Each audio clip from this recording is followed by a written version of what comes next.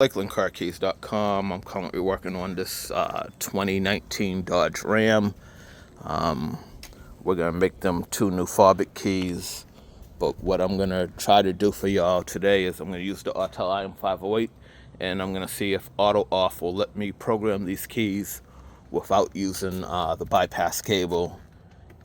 So normally this is probably one of the quickest keys that you can program. And on these Rams, underneath here, this green star connector is where we would usually plug in our ADC 2011 cable and then plug the other end into the DLC for power and program keys.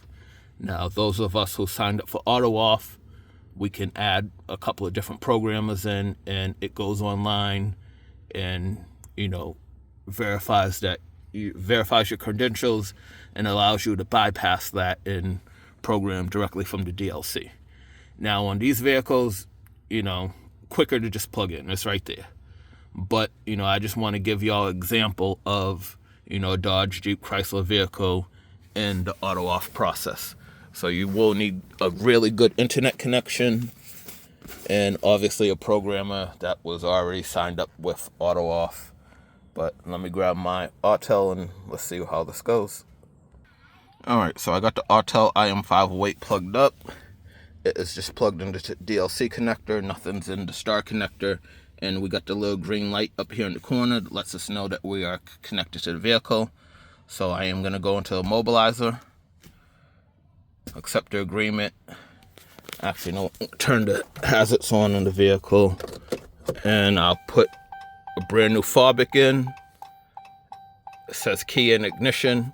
So also on the Fobiks, for the Dodge Ram, for the early years from like 08 to 12 is one key, and then 13 up is another key. Just make sure you're using the right year series keys. If you're using the wrong series keys, it might show a message up there on the dashboard saying wrong key. If you do see that, just double check your key. The key probably will program and start the car, just the remote functions won't work. So I'm going to go ahead and put this unprogrammed key in and turn it. And as you see, all the lights and everything on the dash light up. All the accessories come on, but the vehicle's not going to start. And then usually there's a little immobilizer light right here that should stay on. It was off, I don't know why, but usually it should stay on, indicating, a unprogrammed key. But regardless, from the machine, I'm going to go ahead and do auto vid and auto detect. And it should pull the VIN number. All right, we're going to go ahead and select Dodge.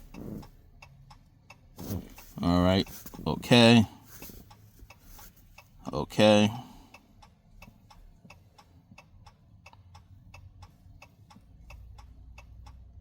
All right, it says, ensure the normal diagnosis. Please ensure that it is properly connected to the network. We are online.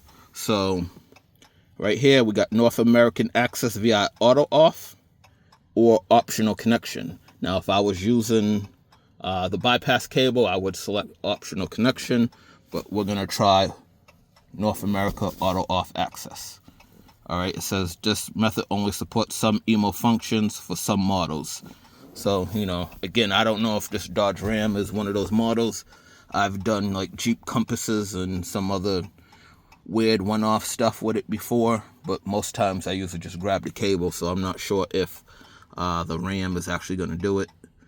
But, establishing communication does take a few minutes. We are going online, trying to connect servers, so, all that determines on how many people are trying to do it, how good your internet connection is, and whatnot.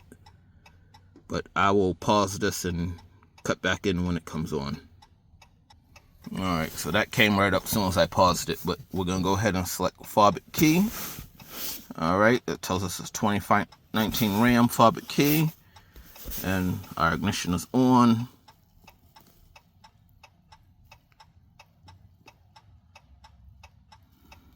Alright, let it establish communication. Alright, so from the main screen, I'm going to go into hot functions and let it auto pull the pin number. Alright, so we're going to go to key learning guided. Now, if someone had stole this customer's keys and they want to wipe out the keys, we would do all keys lost and erase the old keys, but that's not the case. So I'm gonna go ahead and hit start. Okay, and just let it run through.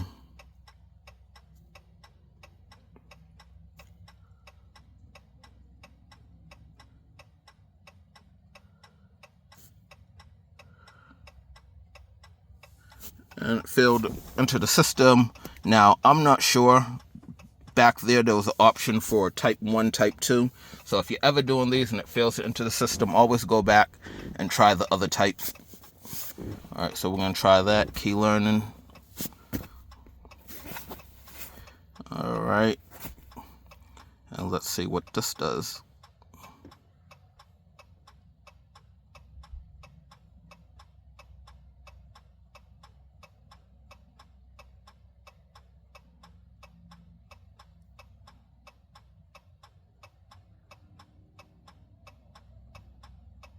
All right, and there it is. It's going.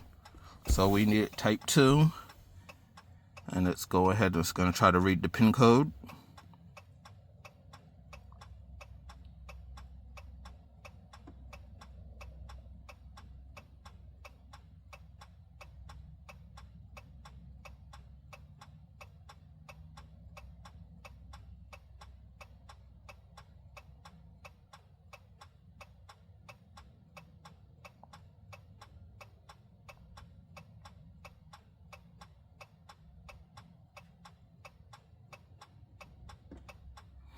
And I feel like this connection is a little bit slower, because I think if I had plugged in my regular cable, it would have pulled that pin code.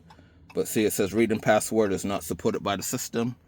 Now, had I already had the pin number, I think, it probably would have allowed me to program the keys. But this connection, it was unable to pull the pin number, so I'm going to grab my ADC 2011 cable and go in through the optional connection. All right, and this is the ADC 2011 cable. It's made by Advanced Diagnostics. You do not have to use a Advanced Diagnostics programmer with it. I use this with all my programmers. All it is a bypass cable. So we take the end. We see the little slot on the bottom.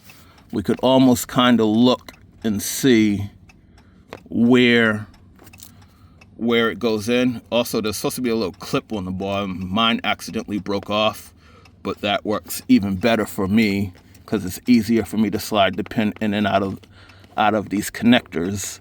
And, it fits in there snugly. It doesn't fall out. So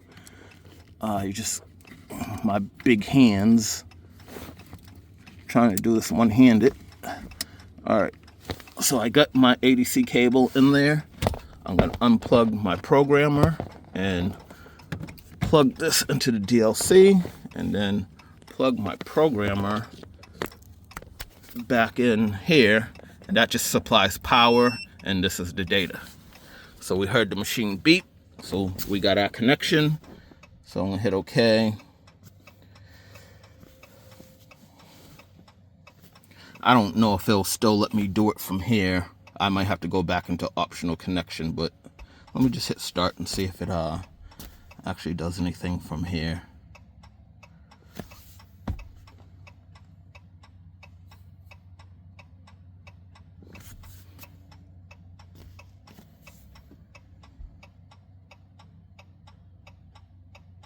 All right, so see how it read the password? See how fast it read it?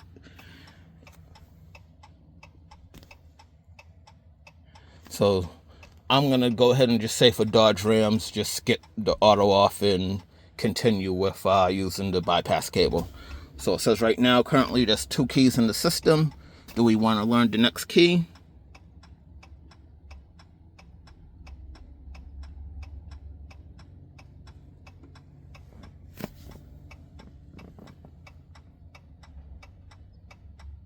All right, so key learning was successful. We got 3 keys in the system.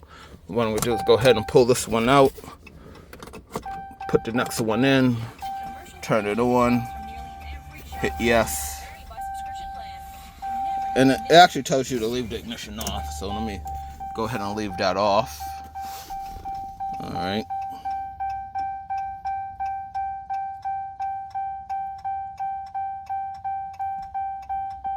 All right, and number of keys is now 4. I could go ahead and shut off the hazards, pull this out,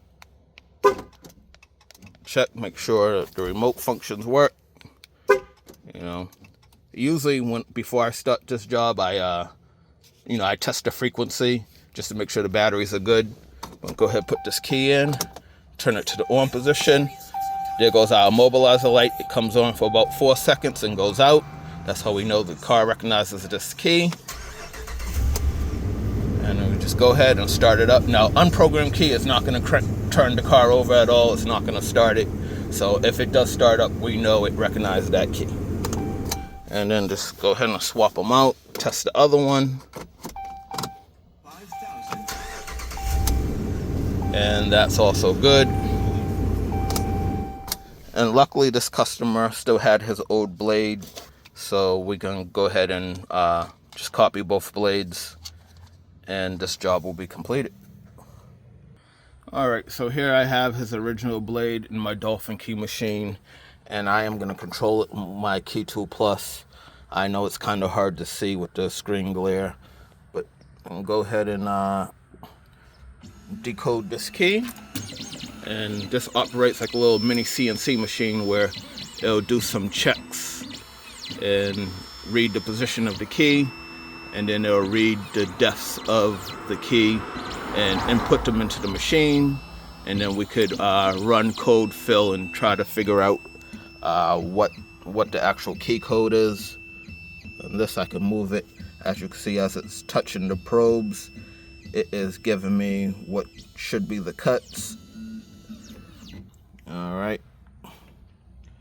Okay. And from here, shoot, I usually do this from my phone. So on my phone, there's an option to find bitten where we could run back and see the valid key code. But of course here I don't see the option. I don't know how to get out. And of course this probably is not going to let me connect while I'm already connected. But this is the Key Tool Max, and it will also control the key machine, but I probably can't get into it while the Key Tool Plus is into it. But let me just see this vehicle database. Let's see, Dodge. It doesn't matter. We're just gonna go ahead and select the CY24 8-bitten. Okay, let's try this. 42442243. All right, and then down here it says find bitten.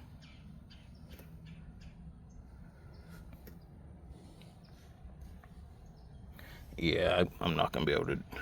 That's weird. That's something I never really. Like I said, I usually do this from my phone, and I don't use the Key Tool Plus. But let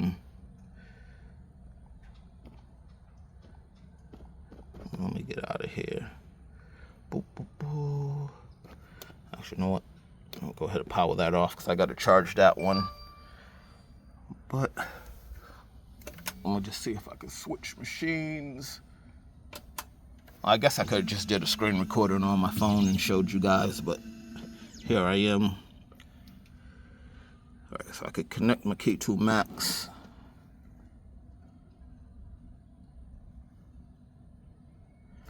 And for whatever reason, all right, so here we go. So we're gonna go ahead and find bitten.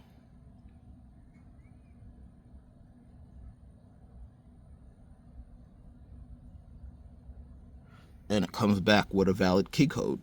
So that's how we want to cut our key. We want to get the valid key code because, say, if one of these were worn down and it accidentally, gave you a misread, you don't want to cut on a misread. So when you pull up by code, it is cutting the key based off of the data that's in the database from the OEM manufacturer. And that's how we know we get an accurate key cut. So I'm gonna go ahead and select cut key and continue. And then again, it'll go ahead and do the same thing. It'll go through all the different little checks. And then once it determines the position of the key, it will go ahead and cut it. And then we can just test it, and we could go ahead and start cutting the second key.